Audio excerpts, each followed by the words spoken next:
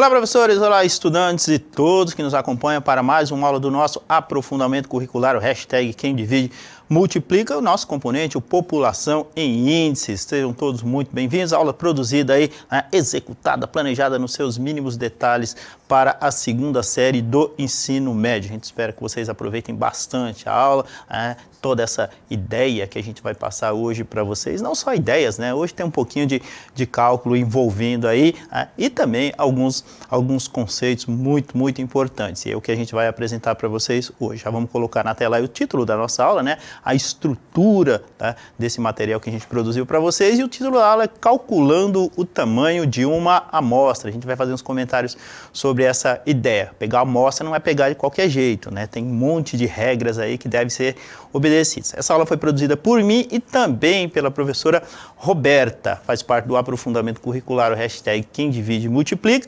Nossa unidade curricular de número 1, números também importam, que está acabando, hein? Tá? Componente curricular, o População e Índice, e nessas índices, no plural, e nesse nosso componente curricular a gente procura integrar aí as áreas de ciências humanas, sociais aplicadas e ainda matemática e suas tecnologias, como vocês bem sabem. Essa é a capa do nosso material, a gente sempre apresenta para vocês aí, e a gente indica o aprofundamento curricular em questão, que é o hashtag Quem Divide Multiplica, e sempre lembrando que as aulas são extraídas, as aulas são produzidas, as aulas são ajustadas conforme orientação, conforme o material que a gente segue aí, o MAPA, que é o material de apoio ao planejamento e práticas de aprofundamento, tá ok? No caso aí a gente está especificamente na área de ciências humanas, sociais e matemática. Temos aí os nossos componentes curriculares, já bem conhecidos vocês, subi os 4 de uma vez aí, né? Trabalho, política e pensamento econômico, demografia, investigação das populações humanas, reflexões sobre o poder do contrato social às redes, mudanças sociais, demografia e trabalho, a cargo, respectivamente, aí do professor Guerreiro Russo, a Maria Fernanda e o Thiago, e o População em Índices, conduzido aí por mim, tá ok? Então, vamos lá, apresentamos ainda também o quadro integrador para vocês, estamos na atividade integrada de número 4, finalzinho dela aí também, né? E o objetivo aí sempre é planejar e é sempre executar pesquisas estatísticas a partir dos temas que são propostos no material de apoio, beleza? Então, é isso aí. Vamos começar? Calculando o tamanho de uma amostra. Aparece aí para vocês uma imagem de um monte de gente, né?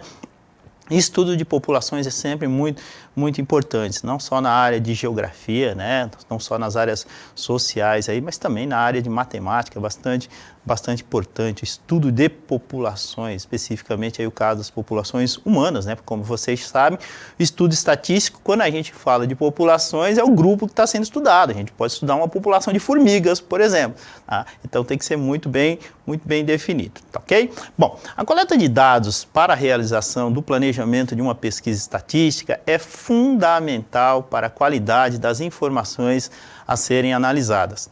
A população a ser pesquisadas e os dados extraídos a partir das respostas obtidas podem ou não ter um grau de confiança, que depende, entre outras coisas, do tipo de pesquisa a ser realizada. E a gente já falou bastante sobre isso aí. Você se lembra dos tipos de pesquisa que a gente pode realizar? Será? Perguntinha boa, né? Porque se a gente não souber os tipos de pesquisa que a gente vai realizar, você não sabe nem por onde começar. Mas a gente vai mostrar para vocês aí, tá ok? Os tipos de pesquisa são a censitária, aparece em verdinho ali, a gente já comentou, as pesquisas censitárias têm alguns problemas, né? Elas são muito importantes, como a gente sabe, porque envolve a pesquisa, envolve o estudo aí de toda uma população. Então, os problemas que envolvem uma pesquisa censitária, como a gente bem sabe, é a questão do tempo, porque você tem que fazer estudo de uma população inteirinha. No caso aí a gente sabe que a pesquisa censitária mais famosa, né, mais conhecida que a gente tem aqui no Brasil é o censo demográfico. E aí, né, você já pode associar que tem um monte de problemas, né? E problemas é minha praia também, porque eu trabalho outro aprofundamento curricular, o hashtag, né, no caso ali o START, né, a hora do desafio, pensamento e resolução de situações de problema. Então, de problema eu entendo um pouquinho. Então, quando a gente fala especificamente na pesquisa censitária, a gente tem 2 problemas assim estruturais gigantescos, né? O primeiro deles é o tempo, né? Como é que você vai estudar uma população inteirinha, com tempo limitado. Então, é algo que demanda muito, muito tempo. E a segunda questão, ela é financeira. O estudo, né, a pesquisa censitária, ela é muito, muito onerosa, gasta-se muito, muito dinheiro. Mas ela é muito eficiente, e a gente já comentou em outras aulas aí com vocês, né, que o censo demográfico, especificamente aqui no Brasil, ele é feito a cada 10 anos, né, a periodicidade do censo demográfico, ele é de 10 anos. Então, se estrutura, né, era para ser feito em 2020 o censo demográfico, acabou sendo adiado aí por conta da pandemia, como vocês sabem. Mas são muito, né, um estudo muito, muito importante, o censo demográfico. A gente já comentou essas questões, né? O Estado, ele precisa saber quem é essa população, quantos são os brasileiros, quais as necessidades dessas pessoas, né? Que grupos familiares são esses. E aí eu só estou falando do micro, né? Porque essas pesquisas podem se expandir aí para algo assim, absurdo. E a partir, né, dessas informações que a gente tem, se criar políticas, né, públicas para que se tenha uma melhora da qualidade de vida da população brasileira. Então, é sempre esse o objetivo, tá? Então, a pesquisa censitária é isso. Temos aí, então, a pesquisa amostral, e ela vai ser foco hoje do nosso trabalho, tá? Tanto a pesquisa amostral quanto a censitária, elas podem ser qualitativas ou quantitativas, né? A própria associação com a palavra já cria o direcionamento, né? Qualitativa, a gente está falando de qualidade das informações, e quantitativa, a gente está falando aí de valores numéricos. A gente já deu uma aula específica sobre isso. Fiquei em dúvida, vai lá no repositório, busque essa aula que ela está à disposição para você. Tá, ok? Então é legal, né? Se você, são como capítulos, vamos dizer assim, de um livro, de uma novela, a produção dessas aulas, né, que a gente faz, né? A gente está falando hoje, né? Mas sempre dá um retorninho lá no que foi a aula anterior, e se você tiver dúvida, é sempre importante que reveja aí, tá bom? É bem legal, tá? E sempre que puder, divulgue nosso material, divulgue a aula, né? Sempre muito, muito importante aí para a rede de maneira geral e para a gente que produz essa aula, né? Você está dentro da sala de aula, está na sua rotina escolar, é sempre bom, né? Você tem possibilidade de trabalho, e esse material está disponível aí para vocês no repositório. Legal? Vamos então? Olha lá. Então, próximo slide. Sobre a pesquisa amostral, já que a gente vai falar do cálculo do tamanho de uma amostra. Eu produzi um pequeno texto aí só para a gente ter uma ideia, né, do conceito que a gente vai trabalhar para vocês. É o seguinte, tá? Aí chega o aluno, chega o estudante e pergunta assim: ô professor, sempre que eu for fazer uma pesquisa, eu vou usar uma amostra? Né? Então, vai lá. Como que eu vou fazer isso aí, tá? A gente vai fechar aí para vocês lerem o textinho, tá? Bom, como que a gente vai fazer? Aí eu vou lá, simples assim, tá? Escolho a população, objeto de estudo, aí eu pego um pedaço, né? Ó, entre aspas aí, eu pego um pedaço dela, no caso uma amostra, aí eu faço o estudo completo, represento graficamente, está tudo certo. Vai dar um sorrisinho, tá? E vai para a galera, tá? Não é bem assim. Tá? Existem processos em um modelo matemático que determina o tamanho da amostra a ser escolhida. Tá? Então, escolher uma amostra não é algo tão simples. Eu vou chegar lá, pego um pedacinho da população que vai ser estudada e pronto, tá tudo certo. Não, isso não pode. Se a gente voltar lá no comecinho da aula, a gente fala em confiabilidade das informações. Então, acontece. E aí, essas informações, elas não podem ser distantes. Né? Então, se eu quero estudar, por exemplo, o rendimento médio per capita de jovens entre 18 e 25 anos na cidade de São Paulo, por exemplo. Eu tenho certos direcionamentos, para fazer em cima dessa pesquisa que fazem que elas não sejam o quê? Que ela não seja tendenciosa, nem para um lado, nem para o outro. Por exemplo, se eu pegar como amostra, lá um grupo de pessoas, um grupo de jovens, que estiver lá na Avenida Paulista na hora do almoço, eu vou colher essas informações de determinado grupo. Se eu fizer o mesmo estudo, for lá para a periferia lá da zona leste, tá? Sei lá, uma estação de trem aí lá da zona leste, e fizer a mesma pesquisa, elas vão ser distantes. muito diferenciadas. Então, para evitar essa distorção, né, essa tendência para um lado ou para o outro, existe um mecanismo, existe um método, um modelo específico, né, que faz com que a gente, né, escolha essa população de forma numérica, qualitativa, né, uma quantidade significativa, mas que ela tenha o quê? Mas que ela tenha qualidade também, né? Que ela não saia destoando para naturalmente, não lançar aí dados falsos ou, na pior das hipóteses, duvidosos, tudo bem? Então, essa é a ideia. Vamos mostrar então? Olha lá o que acontece. Quando calculamos aí o tamanho ideal para uma amostra em uma pesquisa estatística, garantimos que os dados coletados representem as características da população do público-alvo dessa pesquisa. Então, tem que haver essa garantia. Ora, se eu vou lá na Avenida Paulista e faço uma pesquisa, se eu vou lá na periferia lá da Zona Leste, faço a mesma pesquisa, o que eu estou fazendo? São coisas completamente distantes, a gente sabe bem disso aí. Então, acontece, quando você faz a pesquisa, ela tem que ter um direcionamento, a amostra que você escolhe, ela tem que ser significativa nos dois aspectos, né? No qualitativo, ok? E no quantitativo. Então, muito importante também, tudo bem? E aí, o que acontece? Considerando aí as populações grandes ou desconhecidas, tá? O tamanho ideal para uma amostra, ele vai ser calculado através da seguinte expressão algébrica. Olha ela aí em amarelo e azul, ó. Olha lá, a gente vai falar um pouquinho de cada uma delas. Aparece esse N, aparece esse Z, aparece o P e aparece o professor, tantas variáveis assim, veja, e isso aí é só para uma população grande ou desconhecida. Tá? Se a população for pequena ou média, é outro cálculo.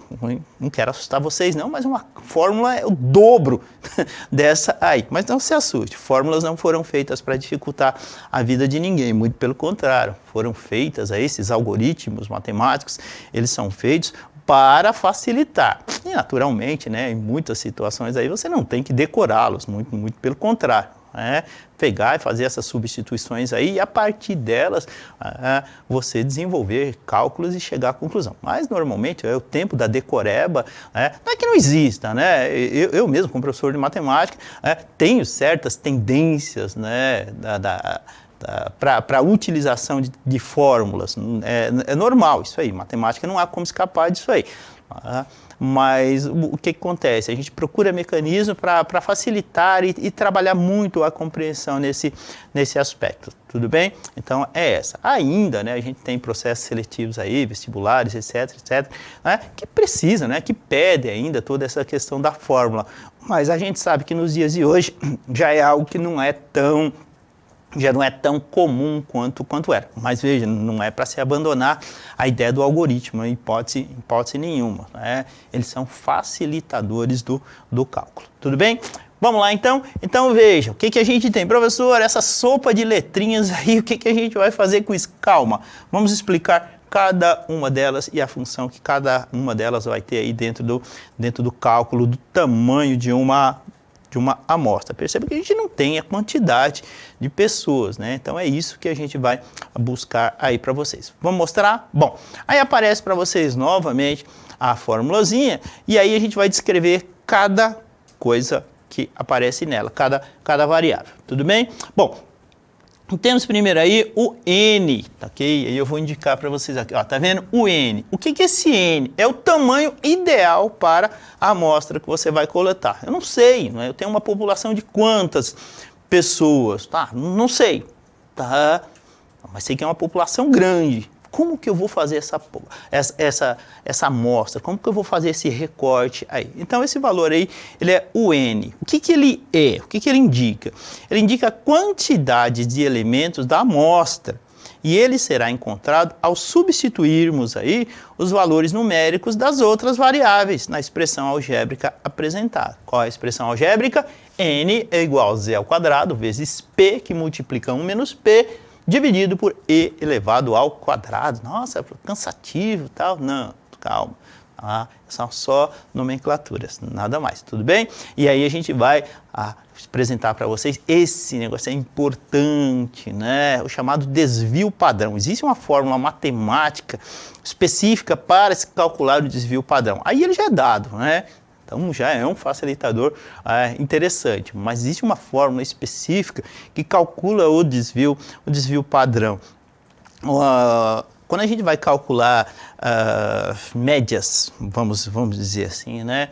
A gente tem medidas, né? A gente tem dois tipos para se fazer isso, né? São as medidas de tendência central, né? Que aí envolve média, mediana e moda, essas que vocês estão acostumados aí a trabalhar, bastante comum. Tá? E existem as chamadas medidas de dispersão. Né? A média a gente sabe que analisa o quê? O centro das informações. Só que veja, as informações que estão ali lateralmente, né, as tendências, elas têm que ser estudadas também.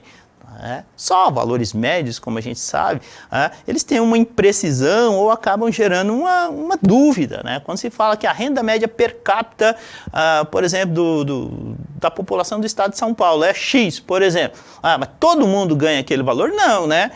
Então, acontece, é a média. Então, existem pessoas que ganham muito abaixo e outras que ganham muito acima. Então, esse intervalo aí, né, ele tem que ser estudado. São essas dispersões, são objeto de estudo em estatística também. E, dentre uma das medidas que se estuda a dispersão, o desvio padrão é um deles. Inclusive, tendo uma representação gráfica bastante interessante, que nas próximas aulas a gente vai apresentar para vocês, tá ok? Bom, no que consiste o desvio padrão, então? É a porcentagem que indica a variação esperada entre as respostas da pesquisa. Okay? Quanto mais próximo do zero for o desvio padrão, mais homogêneos serão os dados, ou seja, mais próximos ali, né, da média, mais próximo da realidade serão. Então, o desvio padrão é um cálculozinho, né? A gente faz todo um cálculozinho, é uma força de expressão, né?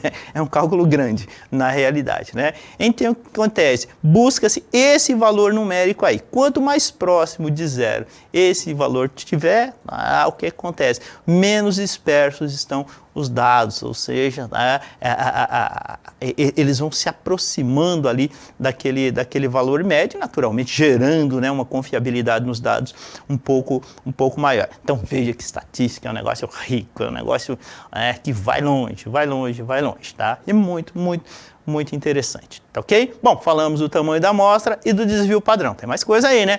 Margem de erro, isso é importante demais. Professor, mas tudo é importante? Né? Na prática, sim, tudo é importante. Margem de erro, vamos descrever ali? É a porcentagem que indica o quão próximo estão os resultados obtidos da amostra em relação ao possível valor real da população total. Complicado, né?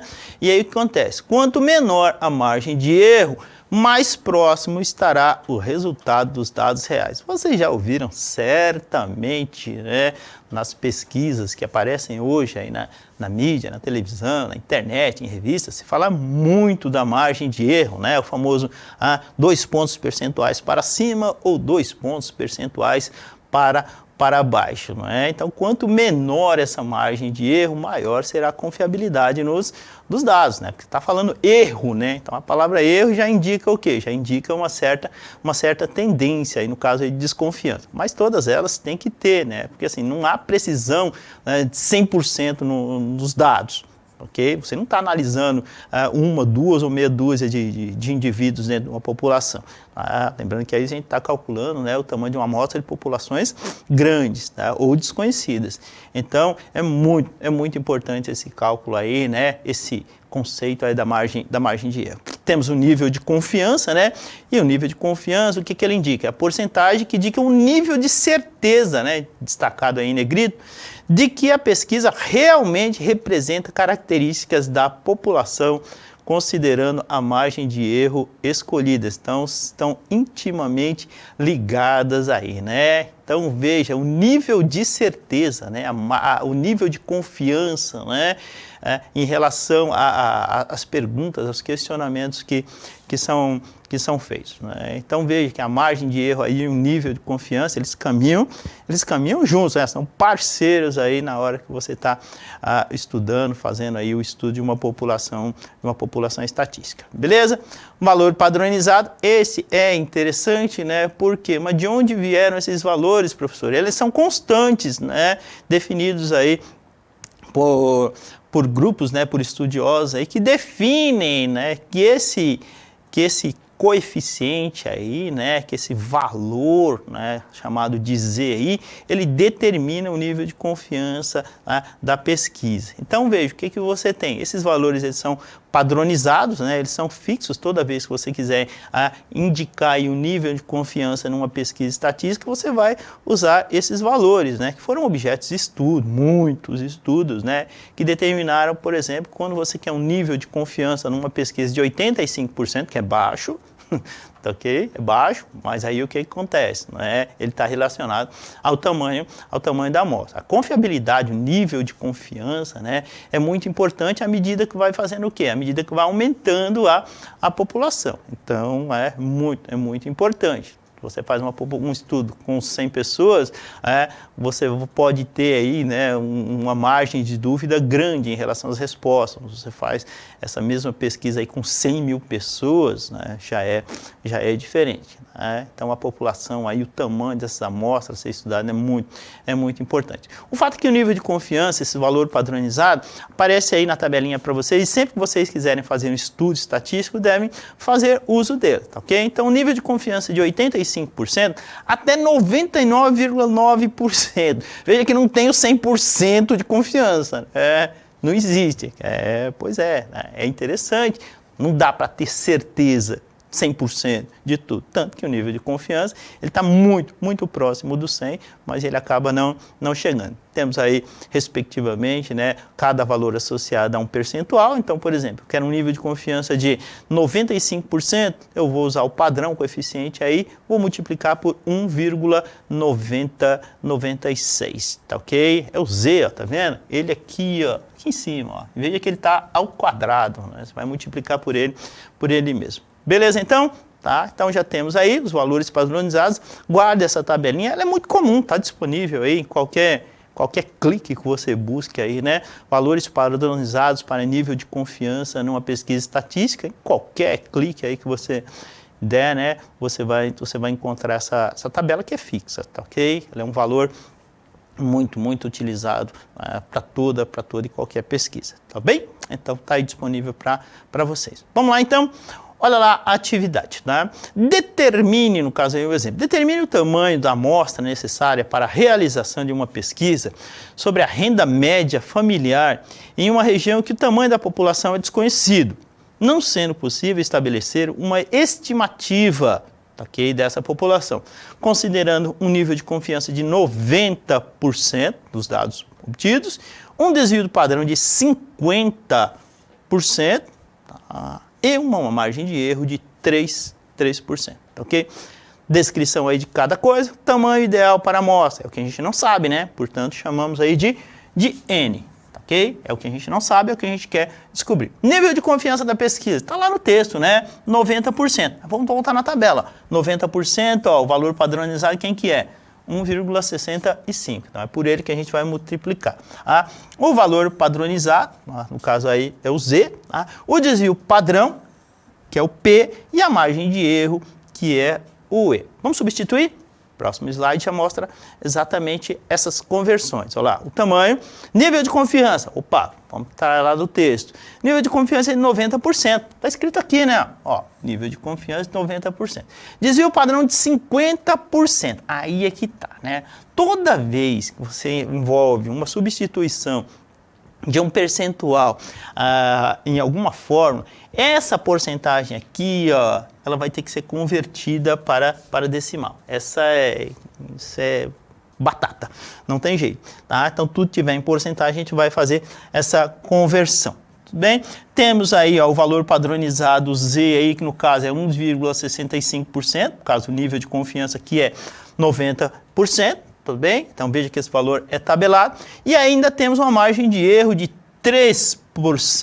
Então, todas essas informações, elas estão no texto. Ah, professor, mas nível de confiança de 90%, onde que eu arrumei esse 1,65? Olha lá, tabelinha, ó, 90%, olha a indicação, 1,65. Então, todas as informações, elas estão aí para você fazer uso. É só substituir, tudo bem? A margem de erro aí considerada de 3%, ela não é ruim. Ok? Mas, eu repito, né, o tamanho da população ele é muito importante em tudo isso.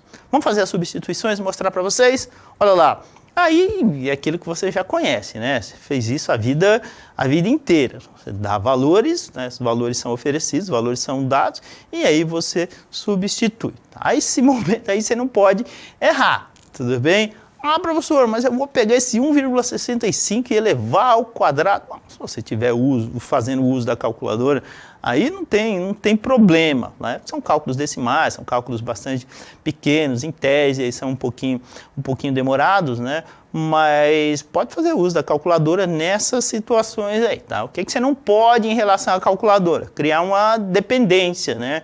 A gente brinca, é que isso aqui, ó, é uma doença, eu sempre brincava, isso aqui é a síndrome da dependência aguda da calculadora. Né? Então não pode, calculadora faz bem? Faz, tá? Mas você não pode criar uma relação de dependência dela. Tinha um professor que falava assim, não é você usa a calculadora e o tempo que sobrar você faz poesia. Né? Então a calculadora é exatamente isso, né? Para você ganhar tempo. Tudo bem? Feito isso, a gente vai substituir esses valores. Então, acredito que tenha muita novidade para vocês. Tá? Pega esses valores e substitui. Ó, ao Z aqui, ó, 1,65, substituiu. Tá? O P, o meio, né, 0,5, no caso aqui é o desvio padrão. Você vai substituir esse valor aqui também nele e fazer a subtração. Aqui tomar cuidado, porque você tem o 0,03, né, 3 centésimos elevado ao quadrado. Okay? Então são cálculos bastante comuns, bastante conhecidos aí para vocês. Na prática, aí, o que a gente tem então? Temos esses valores substituindo, tá? Montamos a estrutura toda bonitinha para você e aqui já apresentamos os resultados, ó, tá vendo? 1,65 ao quadrado, temos aí 2,7225, tá ok? Vezes. A ideia aqui, ó, toda vez que você tem um parêntese, né, é você resolver primeiro o parêntese antes de fazer qualquer outra operação. Mas você tem uma potência aqui também, então nesse caso aí, tanto uma quanto a outra não faz diferença. Tudo bem que você não pode botar o carro à frente dos bois. Então, calma, paciência, faz bonitinho, sem problemas. Chegamos aí nessa divisão. Essa aqui é perigoso, né? Então é importante, não tenta fazer isso de cabeça em hipótese nenhuma, tudo bem? Então faça, ou na raça, né? Lá na ponta do lápis, ou faça uso da calculadora aí também, que requer certos cuidados também. Tudo bem? Na sequência aí são substituídos os valores e apresentados para vocês, ok? Fazendo toda... Aqui a gente tem um produto, né? Tem uma multiplicação e a gente sabe que essa ordem aí, ela não vai importar, tudo bem? Em sã consciência, né? Ninguém vai fazer isso na mão, tá? Ah, professor, demora, é lógico, né? E assim, a possibilidade de erro ela é muito grande. A gente já tem instrumentos e objetos aí que fazem com que esses cálculos sejam mais precisos, né? Se você jogar essas informações aí num aplicativo de cálculo, né? Na própria calculadora, no próprio Excel, nas funções que ele tem aí, você vai fazer isso com certa tranquilidade e reduzir a possibilidade de erro aí estratosfericamente, né? Então, é muito importante. O fato é que, quando se faz a divisão, aqui destaco aproximadamente, encontraremos aí algo em torno de 756,22222 elementos, né? Pessoas, né? Que serão ouvidas, né? Que serão estudadas nessa amostra. Mas, todo mundo sabe que não existe 756,2 pessoas, né? Não dá para decompor uma pessoa, e aí a gente faz o quê? Arredonda esse valor para cima, né? Arredondamos aí, portanto, para essas condições aí, ó, teremos uma população de 757 elementos, né, que deverão ser ouvidos nessa pesquisa estatística aí, considerando a margem de erro, o nível de confiança e o desvio padrão. Legal? Falei uma barbaridade, né? Aula bem descritiva. Bom, a aula está terminando, obrigado a todos que ficaram aqui, né, com a gente, até a paciência para assistir a aula, né, nos dando ouvidos. Agradeço, obrigado, toda a participação de todos vocês aí. Nosso diretor está colocando o QR Code para vocês fazerem uma análise da aula, sempre muito importante para a gente aí. Obrigado a toda a equipe de produção que faz essa aula aconteça. O Matheus e a Thalita nas Libras, valeu, um abraço, obrigado e até a próxima aula.